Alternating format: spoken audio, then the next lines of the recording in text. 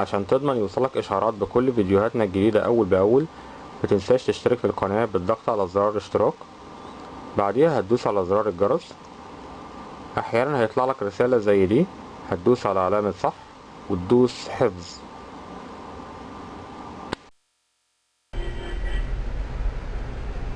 اهلا بكم مرة تانية. احنا دلوقتي جزء تاني في تصليح المكوة دي. معانا مكوة سفاري. المكوة دي مركونة بقالها سنين زي ما قلت لكم قبل كده، وحتى السلك بتاع الكهرباء بتاعها مش موجود، هو سلك 3 اطراف لان فيه الارضي. فاحنا طبعا دي مش عارفين هي عيبها ايه، فهنفتحها مع بعض ونشوف المشكلة اللي فيها. طبعا دي هي بتتفتح هنا بمسمار عادي، هنجيب لها مفك عادة نفكوا بيها. خلاص،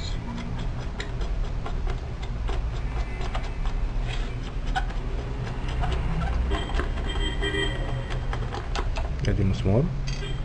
خلاص، المفروض احنا نرفع القرص ده، فلازم نرجعه على درجة واحدة عشان خاطر نعرف نرجعه زي ما كان.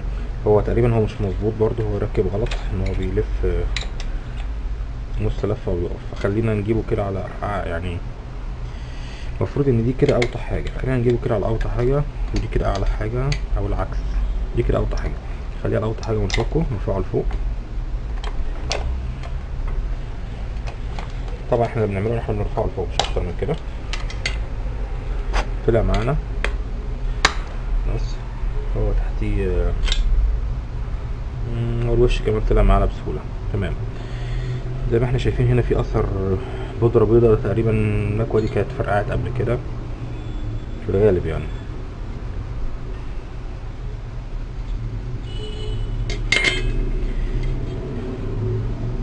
زي ما احنا شايفين هنا هو في حاجات متفتتة جواها، اجزاء سايبة، المسمار ده واقع من مكانه. في ايه تاني؟ في حاجة هنا مكسورة، بخار. فاحنا نستكشف مع بعض الحاجات اللي مكسورة دي وقعت منين وكانت المفروض توصل ازاي. هو دي تقريبا الفيشة اللي هي ام 3 اللي كانت طالعة من هنا المكان ده، ترجع بالشكل ده.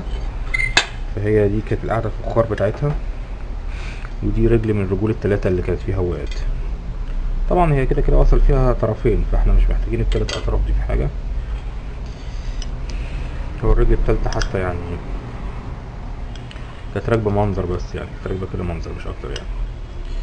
ف احنا ممكن نلغي الكلام ده كله يعني، حتى نشيل دي ونخلينا نشتغل على ايه، على على الكهرباء على طول. طيب الشرح كده المبدئي ليها، هو واضح ان الكهرباء بتخش من هنا، بتلف في الملف ده اللي هو مفتوح من هنا، مش عارف ليه المفروض ما يفتحش من هنا، وده كده في مشكلة تقريبا. ويلف هنا تاني مرة تانية، ترجع هنا تاني، يطلع من هنا الكهرباء تدخل على الترموستات ده اللي هو بتلف بالقرص فوق على الدرجات. تمام. ومفروض القرص ده كان راكب معاه بيلف بالشكل ده، بيلف بيدخل هنا في المكان ده كده، وانت بتلفه بايدك من فوق كده مع العلامة اللي هنا، تبقى دي اعلى حاجة، وكده دي تبقى اوطى حاجة او اقل درجة. طيب اللي احنا فهمناه دلوقتي ان دي كده اقل درجة حرارة يجي كده، ودي كده اعلى درجة حرارة، يبقى كل ما يتربط يدي اعلى درجة حرارة اعلى، يتفك بيدي درجة حرارة اقل. طيب هو عليها بودرة زي ما احنا شايفين والكلام ده، فاحنا هنضفها. اوقف بس الفيديو وانضفها لان البودرة بوظت لي ايدي خالص، وارجع لكم تاني. تمام، رجعت لكم تاني بعد ما نضفناها. هي يعني بالفحص كده المبدئي بالعين بعد ما نطفت، يعني زي ما قلت لكم اتاكد لي فعلا ان دي شكلها مفرقعه، والقطع ده وارتداد لورا ده نتيجه انفجار، وانفجرت انفجار جامد كمان، مش انفجار عادي يعني. فهنيجي نختبرها بالافوميتر. طبعا هو الملف ده المفروض ان هو بيدي مقاومه زي ما شفنا في المكوه الاولانيه، بس الفكره ان كان هناك الطرف يمين وطرف شمال، هنا الفكره ان هو الطرف من هنا ماشي ولافف كده، وهنا عاملين له كوبري ولافف مرة تانية عند مكان الانفجار ده وراجع هنا. فيبقى الطرفين هما الاتنين دول اللي هما الطرف ده والطرف ده، فالمفروض دول يدوا مقاومة. نظبط الافوميتر برضو على وضع الجرس. تمام، متأكد انه بيدي صوت. نختبرها مع بعض. ادي الطرف اللي هو الاولاني اللي هو داخل على المسمار ده، ماشي. وادي الطرف التاني اللي هو على الرجل دي. زي ما انتم شايفين مفيش اي مقاومة ولا اي حاجة، مفيش اي حاجة خالص نهائي. طيب المفروض ان الممر ده او البريدج ده سليم، حد المفروض يعني هو شكله سليم. فلو قسنا من هنا لهنا المفروض يدي مقاومة او تمام. لو خدتوا بالكم المفروض ان هو البريدج الاولاني اللي هو من السلك ده لهنا اللي كان مكمل البريدج ده للاخر، فالحته دي سليمه. الحته دي لو قسناها اديها مقاومه اهي، اديها مقاومه عند السلك اللي هو الكوبري ده. المقاومه اهي 107. طيب انا يعني ممكن اشغل المكوه دي بان انا الغي الكوبري الخارجي ده، واخد السلك الطرف ده نلحمه على المكان ده، ويبقى الطرف الموجب ولا الطرف السالب او اللي يودي الكهرباء يعني، ونشغلها على كده. فالفكرة اللي احنا هنصلحها عليها ان احنا هنستغنى عن الملف الخارجي اللي هو مفرقع. احنا طبعا استخرجنا من جواه السلك ده وقلنا هنستخدمه في مشاريع تانية ان شاء الله. ده ممكن نستخدمه في صناعة كاوية لحام مثلا. المهم هنعتمد على الملف الداخلي ده اللي هو المفروض ان هو سليم زي ما قسناه بالافوميتر. نشوفه تاني مرة تانية مع بعض. وده مقاومة، ده معناه ان هو سليم. السلك ده اول طرفه هنا والطرف التاني هنا، ادى مقاومة قدامكم على الشاشة زي ما انتم شايفين، معناها ان هو الملف من داخله هو سليم. تمام، 183 171 180، المهم يعني مدية مقاومة، معناها ان الملف ده سليم وشغال. فاحنا ممكن ندخل عليه الكهرباء ونشغلها بيه. طيب هو الطرف ده زي ما هو كان كده، الطرف ده كان راكب هنا. اللي احنا عملناه ان احنا قطمنا البنسة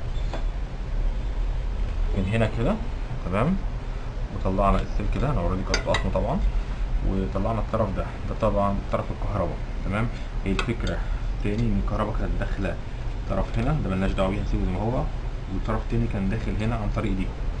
تمام، الطرف ده كان المفروض ماشي كده كده كده، وهنا كان في كوبري وراجع تاني هنا ومنتهي هنا. خلاص، طيب يعني هي كانت ماشيه كده كده كده ومكمله هنا. فاللي احنا هنعمله ان ده طبعا اول السليم، فهندخل الكهرباء من هنا، فبدل ما الكهرباء كانت داخله هنا هندخلها هنا. الطرف ده خلاص هنستغنى عنه.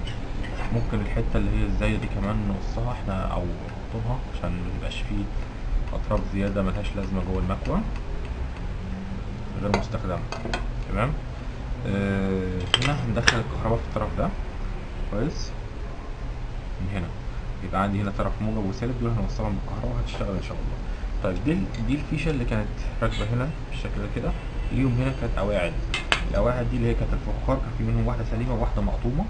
دي المقطومه نصين، انا لحمتها في بعضها بامير عادي، اي انبوبه امير بتلحم عادي. الفخار بيبقى زي الحديد، يرجع زي الجديد تاني خالص، انها سليمه خالص تاني.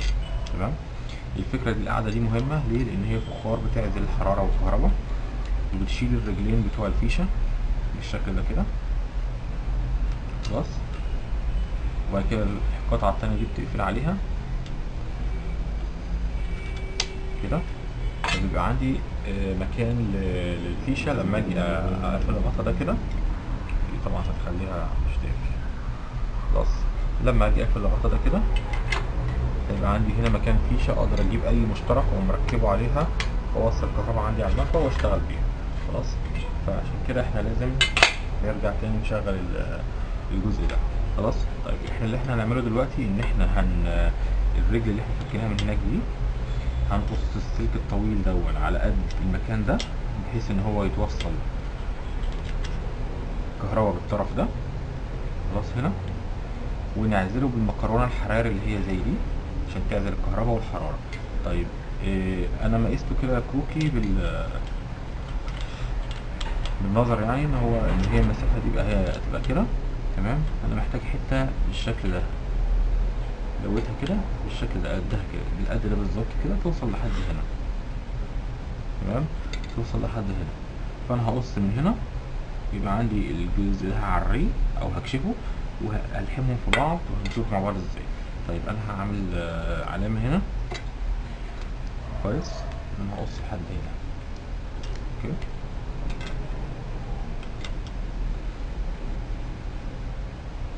طبعا المكرونة الحراري دي مهمة جدا، فلازم نحافظ عليها. فانا هعري قبلها بشوية عشان انا محتاج اكشف جزء من السلك اقدر الحمه في الايه، في الجزء التاني. طيب احنا ممكن نسحب المكرونة كلها لبره عشان ما نبوظهاش، ونقطعها من عند العلامة اللي هي كانت فين،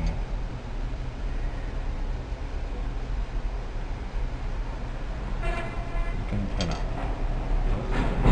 بالشكل ده كده. الجزء اللي احنا هنخليه مش هنرميه طبعا، هنحتاجه، دي مهمة بتستخدم في استخدامات كتير، مش هنرميها. نرجع نركب تاني المكرونة الحرارية بتاعتنا وندخلها لآخر نفس، آخر مكان. خلاص.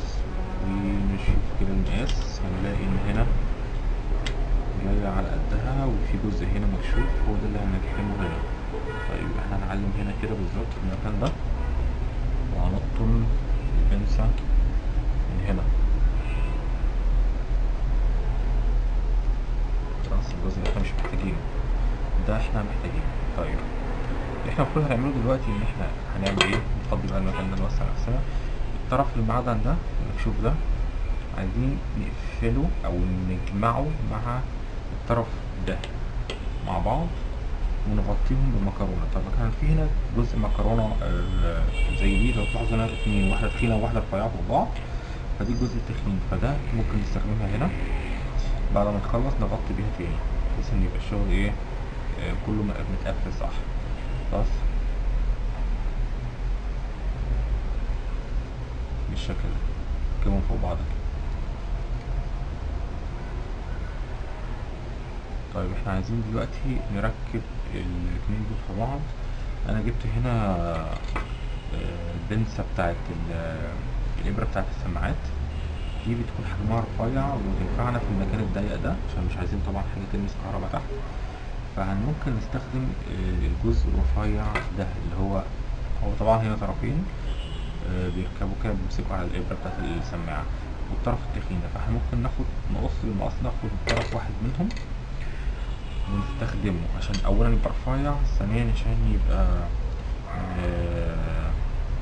ماسك كويس يعني.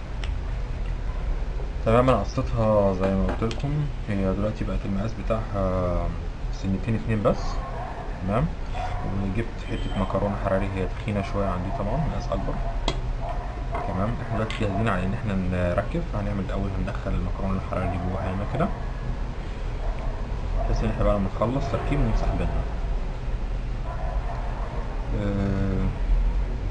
هو طبعا دي حجمها او طولها كبير زيادة عن اللزوم او زيادة عن اللي احنا محتاجينه، فاحنا ممكن نقصرها وممكن تسيبها بطولها يعني على حسب اللي انت محتاج شايفه. بس هنحتاج ان احنا نفرد الاول السلك دي شوية عشان المكرونة تعدي. تمام.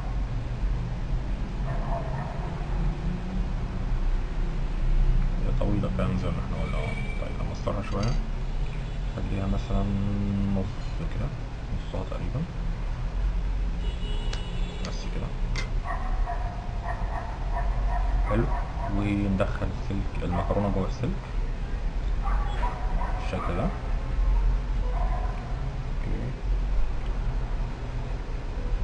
تمام. نحاول نعديها بس فوق المكرونة اللي هي رفيعة كده. طيب اللي احنا هنعمله دلوقتي ان احنا هندخل البنسة الصغيرة اللي احنا عملناها دي بالشكل ده، ندخلها هنا ونقفل عليها، نقفل الاتنين على بعض. طيب كده نحاول بس اعمل لكم زوم عشان تشوفوها معايا.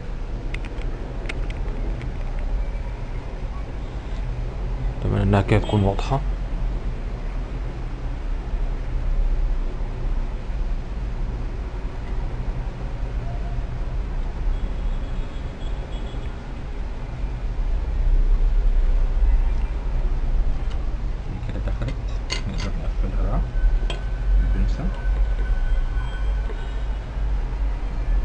حاول بقى تقفلها بايه بعزم ما فيك، عشان بحيث انها مع الحركة وانت بتقفل الفيشة ما تفتحش تاني نهائي خالص.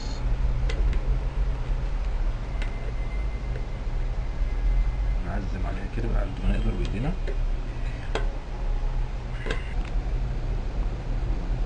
تمام يا شباب، ده شكل النهائي للمكوة بعد ما صلحناها.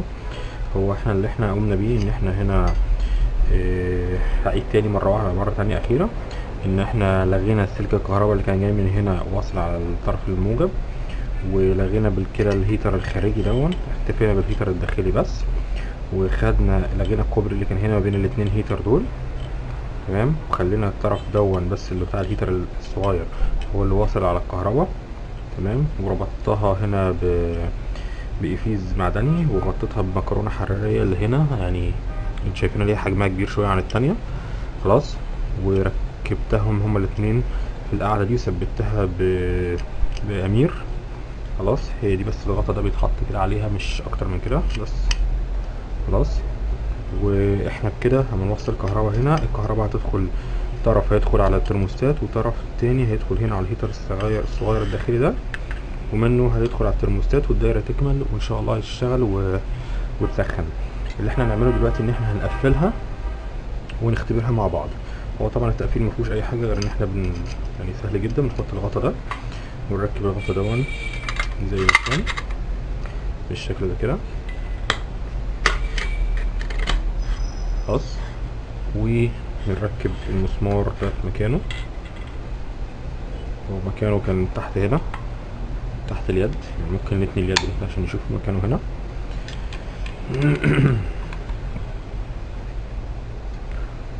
نربطه، طبعا لازم يتربط كويس جدا عشان هو ده المسمار الوحيد اللي ماسك البادي بتاع المكوة كلها بالكامل.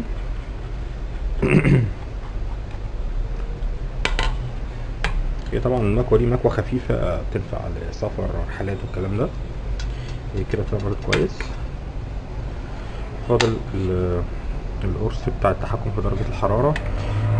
ممكن عشان نظبطها نجيب الريشة دي على مكان النقطة، وهنا في بن صغير بتدخل جواها، نظبط الريش على البن وندخله عليها كده ونكبسه. هو كده بس خلاص بيركب على كده. كده دي اعلى درجة، كده اقل درجة، وبعد كده تطفي الفصل خالص. فاحنا هنجيبها مثلا على درجة 2 متوسطة، هي في 1 2 3، نجيبها على درجة 2 متوسط ونختبرها. طبعا هي ما كانتش جاي معاها وصلة او فيشة لتدخيل الكهرباء من هنا، كانت مش موجودة. فانا جبت سلك عادي، سلك من عند الكهرباء عادي، وفيشة ذكر وانتاية زي دول. طبعا دول احنا كلنا عارفينهم، شفناهم قبل كده كتير في كل حتة، ووصلتهم في السلك دون، وعملتها وصلة دي تدخل في الكهرباء ودي تدخل هنا. طبعا دي هتبقى على مقاسها. تركب بعد كده على نفس الاتنين دول بسهولة، مفيهاش اي حاجة يعني، مش اختراع. خلاص، تأكد بس ان الكهرباء واصلة كويس او الفيشة راكبة فيها كويس. طيب، هي للاسف المكوة دي مفيهاش لمبة بيان او لمبة تنور اما نشغلها، ف يعني احنا بقى هنختبرها بتجربة الحرارة. يعني هحاول المسها لكم كده بايدي عشان اوري لكم درجة الحرارة. طبعا انا بلمسها دلوقتي كده، ممكن اخلي ايدي كده 3 ايام مش هحس باي حاجة، فهي السخونية بقى هي اللي هتفرق. فاحنا دلوقتي هنوصل الفيشة الكهرباء وهنشغل الكهرباء دي وهنختبرها. تمام يا جماعة، الاختبار طبعا هنقوم بيه دلوقتي. بسم الله، هندوس على اللمبة هنا نور. تمام، هي كده المفروض الكهرباء وصلها شغالة، بس طبعا مش هنقدر نحس بالسخونية الا بعد دقايق. هي بدأت تدفى. تمام، هي كده بقت سخنة نار. خلاص، ممكن نهدي درجة الحرارة على درجة قليلة شوية، على نمرة 1 مثلا، عشان تبقى السخونية هادية شوية.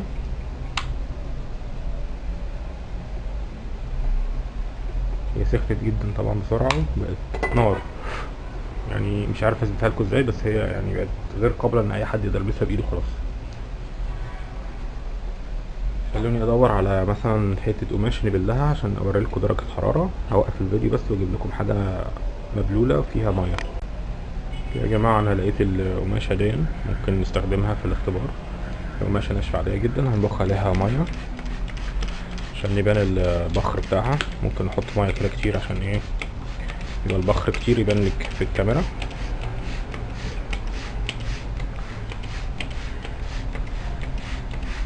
شايفين احنا غرقناها خالص يعني. نشغل برضو المكوى شوية. تمام. ايه نختبرها.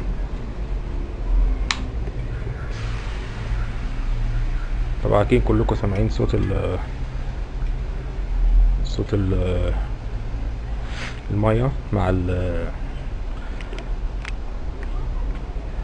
صوت المية مع السخونية عملت الصوت زي الطشة دي. هو في بخار طبعا بس انا مش عارف هو باين لكم في الكاميرا ولا لا.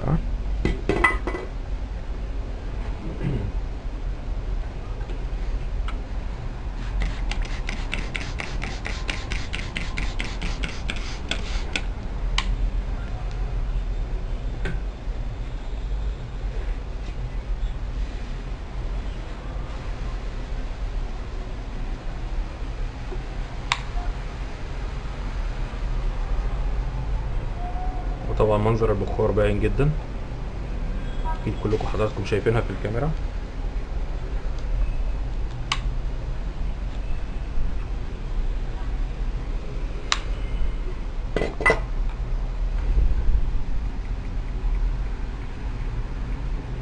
اظن باين جدا. صوت كمان البخر باين. تمام. احنا بكده قدرنا نصلح المكوى النهارده، ودي كانت يعني مفيش منها رجع خالص، الحمد لله قدرنا نصلحها وبقت شغاله تمام. واتمنى ان انا اكون فدتكم من فيديو النهارده، ولو حد عنده اي استفسارات يبعت لي في الكومنتات، ولو حد محتاج اي استشاره في اي حاجه انا تحت امركم يا جماعه. اشوفكم على خير. السلام عليكم.